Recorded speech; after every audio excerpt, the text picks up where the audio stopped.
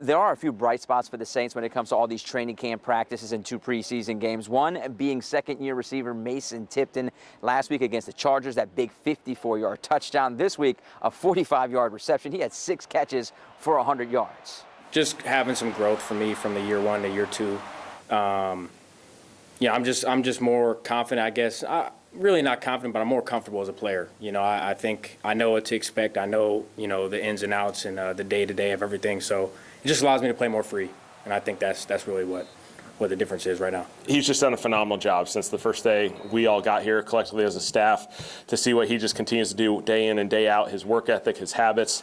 He made a bunch of big plays. Felt like when we needed a play, he was there. And even for him, facing adversity with the interception because, he was the one running the route. And so, we just think the world of him. Think the world of a guy who's the NFL's second leading receiver after 2 weeks of the preseason with 7 receptions and 154 yards. And what's helped Tipton's game even more this offseason is he's running more of the route tree. I cleared out a lot of routes last year, and which is great. Any time that I can, help a teammate get open if that's my job, is what I'm going to do.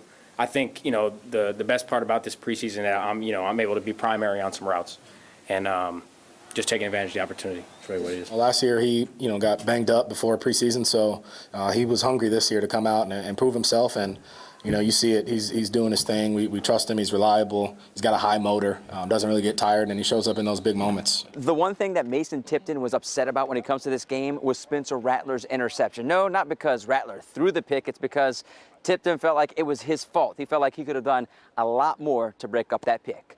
In the Superdome, Sharif Ishaq, WDSU News.